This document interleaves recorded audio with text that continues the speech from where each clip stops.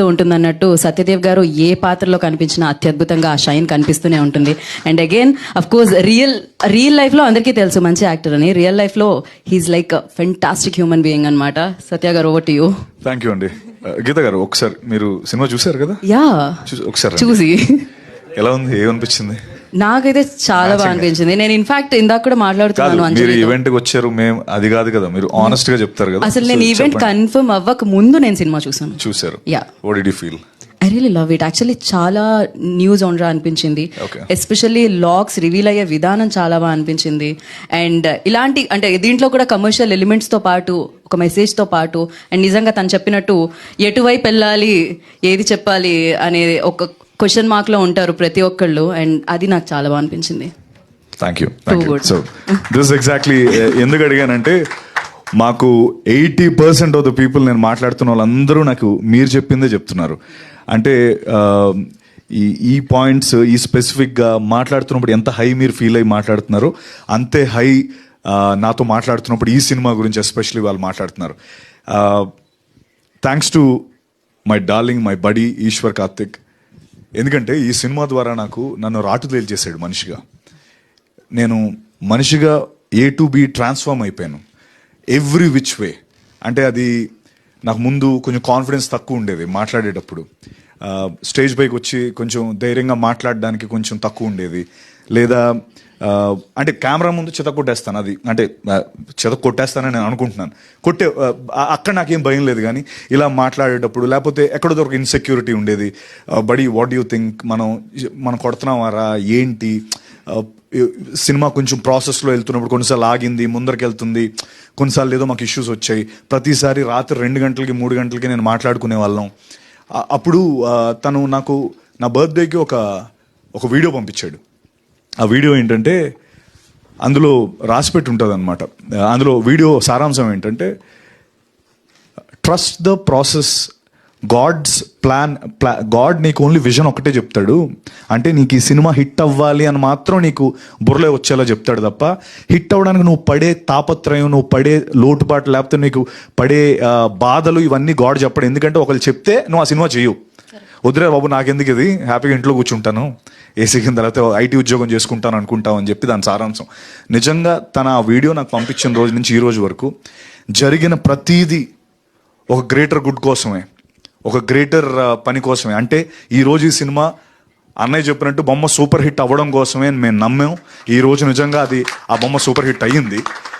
And ఇంకో విషయం, so నేను రాటు తేల్చాడు అన్నానే, అది ఎందుకో కూడా చెప్తాను.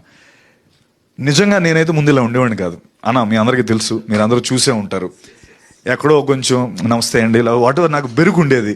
చాలా ఎక్కువ నేను ఓపెన్ అయ్యేవాడిని కాదు. నిన్న నేను కాలేజ్ ఈవెంట్కి వెళ్ళా, 15,000 మంది క్రౌడ్ ఉన్నారు. అసలు నాకు సంశయర్ అటు తిరుగుతున్నాను, కొంచెం బాడీ లాంగ్వేజ్ మారిపోయింది.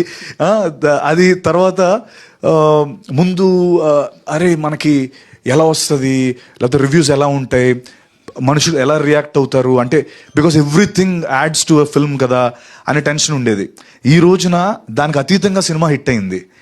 అంటే అన్ని విధాలా నాకు జీబ్రా ఈరోజు ఇక్కడ నించోవడానికి, నా బాడీ లాంగ్వేజ్ మార్చడానికి, లేకపోతే నాకు హిట్ ఇవ్వడానికి, అంటే అన్నిటికీ అతీతంగా నేను ఒక కోట్ నమ్మాను. ఆ కోట్ ఈరోజు నిజమైంది. ఆ కోట్ ఏంటంటే, win the crowd, you will win your freedom.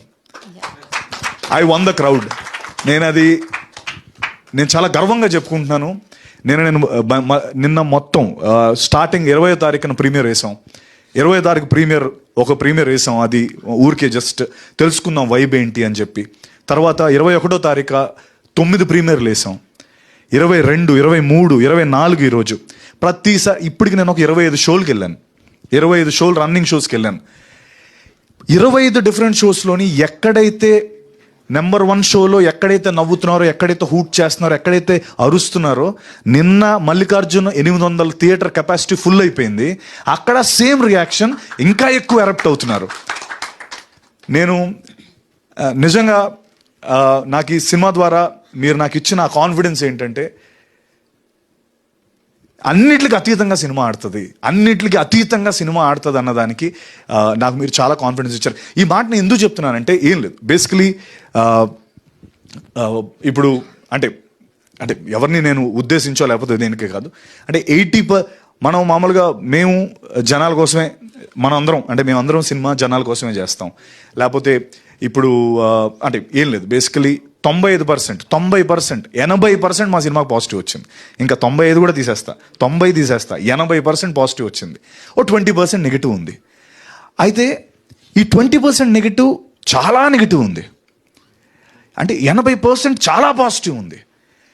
నాకేమైందంటే అరే మేము సినిమాలు జనాల కోసమే చేస్తున్నాం, మీరు వాట్ ఎవర్ రివ్యూస్ అవన్నీ జనాల కోసమే ఇస్తున్నారు, బట్ మా దాంట్లో మాకు అర్థమైంది మేము 80% జనాలకు దగ్గరగా ఉన్నాం, మీరు 20% ఉన్నారు దగ్గరగా. 80% మీ రివ్యూతో ఏకీవించట్లేదు. అది ఏదైనా కావచ్చు, అంటే నేను మామూలుగా I'm just saying it because I've seen it. ఇది నేను నా ముందు సినిమాలకి చాలా నేను చూశాను, అరే మన సినిమా బాగాలేదురా భయ్, లేదురా వాళ్ళు చెప్పింది కరెక్టే. నేను ఏ రోజు కూడా ఎప్పుడు కూడా నేను దాన్ని కౌంటర్ చేయలేదు, ఎందుకంటే యా దట్స్ రైట్, వాళ్ళు చెప్పింది రైటే అని అనుకున్నాను. ఈ విషయంకి వచ్చేటప్పటికి లైవ్ చూస్తున్నది వేరుంది, జనాల్లో ఉన్న స్పందన వేరుంది, ఇక్కడ వేరేగా ఉంది. అంత ఆస్మాన్ ఫరక్ నాకు అర్థం కాల.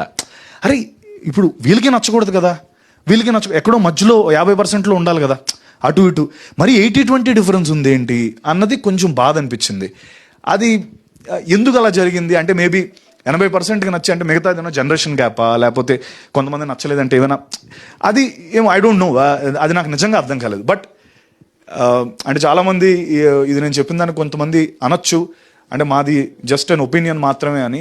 బట్ కాదండి, ఒపీనియన్ మాత్రమే కాదని నా ఫీలింగ్ అన్న. ఎందుకంటే బేసికలీ మీ సంస్థకో లేకపోతే మీరు రాసే దానికో లేకపోతే చాలా క్రెడిబిలిటీ ఉంటుంది, అంటే ఒక ఇన్స్టిట్యూషనల్ క్రెడిబిలిటీ, అది ఇండివిజువల్ క్రెడిబిలిటీ కాదు. అంటే ఆ ఇన్స్టిట్యూషన్ ఎన్నో వాళ్ళుగా నమ్మిన క్రెడిబిలిటీ మీద వచ్చే ఇది. సో అది ఒపీనియన్ కాదు, it's an institution as a whole. ఆ credibility comes from an institution. Opinion is individual but it comes from an institution, కాబట్టి క్రెడిబిలిటీ ఇస్ బిగ్గర్. సో ఎందుకో నాకు అది అఫ్కోర్స్ నేను ఇప్పుడు మీరందరూ అనుకోవచ్చు 80% పాజిటివ్ ఉంటే ఇంకేంటి ప్రాబ్లం అని చెప్పి, బట్ ఆ ఇన్స్టిట్యూషన్కి చూసి ఆ 80% అంటే మాకు కొంత తను అన్నట్టు అఫ్కోర్స్ తను చెన్నైలో ఉన్నాడు, నాతో పాటు రాలే, వాకిన్స్ అదిరిపోయి గురు, నువ్వు వాకిన్స్ ఏమంటే మొత్తం మేము నిన్నంతా అదే పనిలో ఉన్నాం. So it's tremendous response. And ఇంకా నేను నిజంగా ఇందాక అన్నట్టు I one the crowd, I want my freedom. 10 ఏళ్ళుగా కింద మీద పడుతున్నాను. ముందు అంటే లాస్ట్ ఎప్పుడో నాకు ఆ బ్లఫ్ మాస్టర్ డేసే గుర్తొస్తాయి, ఎందుకంటే బ్లఫ్ మాస్టర్ ఫ్రమ్ డే 1 ఆడుతుంది అనుకుని కరెక్ట్గా డే రోజు నాకు అది దెబ్బేస్తుంది. ఆ దెబ్బ నుంచి కోలుకోవడానికి 5 ఏళ్ళు పట్టింది. మళ్ళీ ఇప్పుడు వచ్చా. నాకు మళ్ళీ కొంతమంది ఎవరైతే ఆ అన్నవాళ్ళే ఇది ఓటీటీలో చితగాడేస్తుంది, ఓటీటీలో చితగాడితే అది ఎందుకు ఎవరికి ఇది పూజకు పనికిరాని పూలు అయిపోద్ది. సో ఓటీటీలో ఆడతాయన్న, అవన్నీ జరిగే పనులే. కానీ ఎందుకు ఓటీటీలో అంటే ఏంటి ఆ డిఫరెన్స్ ఏంటి, ఆ డిఫరెన్సియేషన్ ఎలా వస్తుంది అని నాకు తెలియట్లే. ఇప్పుడు వీడొక బ్యాంక్ ఎంప్లాయీ, వీడొక ఇంటి దొంగ, ఇందులో వాడు చేసే దోపిడీ లేకపోతే అఫ్కోర్స్ సారీ నువ్వు చెప్పొద్దన్నావు కానీ, బట్ వాడు చిన్న హీస్ చేస్తాడు, అది వాడు ఇంటి దొంగని ఈశ్వరుడు పట్టుకోలేడు. ఇప్పుడు మీ ఇంట్లో పని మనిషి ఉందన్నా, మీ డబ్బులు ఎక్కడ పడుతుందో ఆవిడ తెలుస్తుంది, తీసేస్తే ఎవరికి ఎలా తెలుస్తుంది, బయట నుంచి వచ్చేవాడు కష్టం. కానీ అందులో మా సినిమాలో డైలాగ్ కూడా ఉంటుంది, అరే బడి ఇంత చెప్తున్నావు మనం చేయగలమా అంటే, రే నువ్వు మర్చిపోతున్నావు, మనం బ్యాంకర్స్, వీఆర్ ఇన్సైడర్స్, నువ్వు ఎందుకు అంత కష్టం అనుకో. He knows in and out, ఆడికి ప్రతిదీ తెలుసు. అంత చిన్న లాజిక్ ఎలా మిస్ అయ్యామో అని అనిపించింది. అంటే ఇవన్నీ ఎందుకు అంటే మేబీ ఇంకొకసారి అంటే 80% నచ్చింది కదా, ఈ 20% కూడా ఇంకొకసారి చూడమంటాను సినిమాని. ఎందుకో ఎక్కడో మీరు కొంచెం ల్యాప్స్ అవ్వడం లేకపోతే కొద్ది మిస్ అవ్వడం, బికాస్ ప్రతి పాయింట్ ఫస్ట్ హాఫ్ నుంచి సెకండ్ హాఫ్ వరకు పే ఆఫ్స్ ఉంటానే ఉంటాయి. ఎందుకు ఇది పెట్టాడు అన్నదానికి సెకండ్ హాఫ్లో పే ఆఫ్ ఉంటుంది. అది ఏమాత్రం మిస్ అయినా ఈ పే ఆఫ్ మనకు అర్థం కాదు.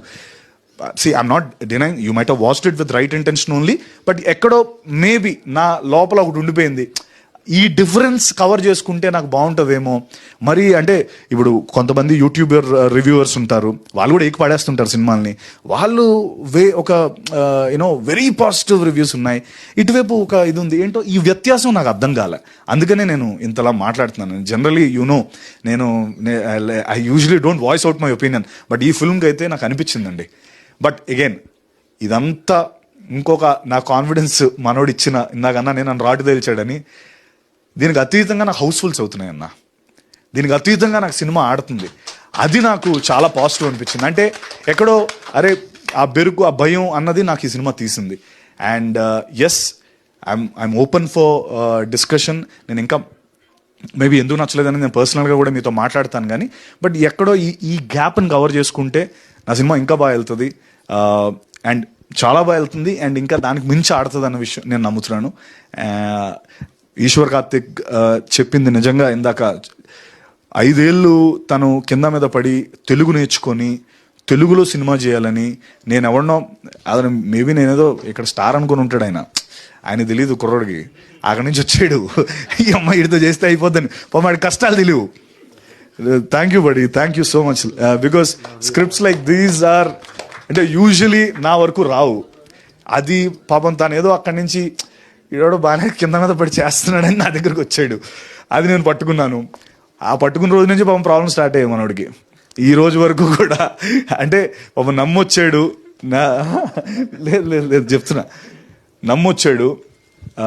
ఈడేదో తనన్న అంటే thank you for saying that, but they love me so much, అంటే they love me here very much. And ఇక్కడే గెలుస్తాను ఈశ్వర్, గెలిచేసాం ఆల్రెడీ, మనం ఇక్కడే గెలుస్తాం, నో డౌట్ అందులో. Thank you very much. And ఇన్నేళ్ళు నువ్వు కష్టపడి, అండ్ ఇంకొక దాంట్లో కూడా తెలుగు డైరెక్టర్ అయి ఉంటే ఇంకా బాగా చేసేవాడు అని ఏదో ఒకటి చదివాను, అది కూడా కొద్ది బాధ అనిపించింది. ఎందుకంటే no disrespect for anyone, అరే పాపం తెలుగు నేర్చుకొని కింద మీద పడి అంత దూరం వచ్చి ఈజీగా చెన్నై టు హైదరాబాద్ ఒక 500 సార్లు తిరుగుంటాడు, నాకు తెలిసే 500 ఫ్లైట్లు తిరుగుంటాడు ఇతను. ఎందుకు ఆ కర్మ, అంటే ఎందుకంత తపన, ఎందుకంత ఎఫర్ట్, అంత పెట్టి 500 ఫ్లైట్లు వేసుకుని తక్కువ. సారీ టు సే, నిన్న నైట్ 11 o'clock ఫ్లైట్కి వెళ్ళాడు, ప్రెస్ మీట్ పెట్టమంటే మార్నింగ్ 4 గంటల ఫ్లైట్ తీసుకుని వచ్చాడు. అసలు ఇదే జరిగింది ఇప్పుడు. అంటే అతను నిజంగా మనోడి దగ్గర డబ్బులు కూడా లేవు అన్న, ఎన్నుకునే వచ్చన్నా 500 ఫ్లైట్లు డబ్బు పెడితే ఒక 2 BHK వస్తుంది ఇక్కడ హైదరాబాద్లో, అంత చేశాడు. అది కొంచెం అరే తనకి తెలుసు సెన్సిబిలిటీస్. ఇప్పుడు తమిళ్లో కన్నడలో సినిమా ఇరగాడుతుంది, తమిళ్లో వాళ్ళు వేసిన తక్కువ షోస్ అయినా 80% ఫుల్స్ అవుతున్నాయి. మన నాన్ లోకల్ లాంగ్వేజ్, అది డబ్బింగ్ చేసాం, అద్భుతంగా ఆడుతుంది, కన్నడలో అద్భుతంగా ఆడుతుంది, ఇక్కడ అద్భుతంగా ఆడుతుంది. తను యూనివర్సల్ కంటెంట్ ఇచ్చాడు. It's not about Telugu director or not about ఏదో ఒక పర్టికులర్ తెలుగు డైరెక్టర్ అయితే ఇంకా బాగా చేసి ఉంటాడు. I think that's wrong. He is definitely an Indian director మనోడు.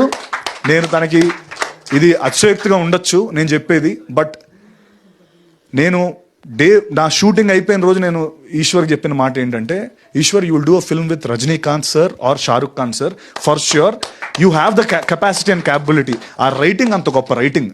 ఓకే, మేబీ ఇది ఇమీడియట్గా నెక్స్ట్ సినిమా షారుఖ్ ఖాన్ గారితోనో రజనీకాంత్ గారితో ఆయన చేస్తారు, లేకపోతే ఆ చిరంజీవి గారితోనో చేస్తారని నేను అన్న కానీ, but trust me, 5th film or 6th film Eshwar will do a film with అన్నయ్య ఆర్ షారుఖ్ ఖాన్ గారు ఆర్ రజనీకాంత్ గారు. ఇది కన్ఫర్మ్. అంత గొప్ప దర్శకుడు. అండ్ బాలా అండ్ దినేష్, మా రెడ్డన్న SN రెడ్డి గారు ఈ సినిమాని నమ్మి ఇంత డబ్బు పెట్టి ఇంతవరకు వచ్చారు. ఆడియన్స్ మనం తప్పు చేయరు, 100% will win it. And thank you so much ఇక్కడికి వచ్చినందుకు. ఇది Q&A లా నేను అనుకోను, let's do a media interaction. మీకు అనిపించింది అడగండి, నేను అనిపించింది వాట్ ఎవర్ ఇంటరాక్షన్ లాగా చేసుకుందాం. అంటే I don't want call it Q&A లా కాకుండా. Okay, thank you. Right, thank you so much. So మంచి సినిమాలు మా ముందు పెట్టడమే కాదు, అప్పుడప్పుడు మీ ఒపీనియన్ పెడితే కూడా చాలా బాగుంది ఇవాళ.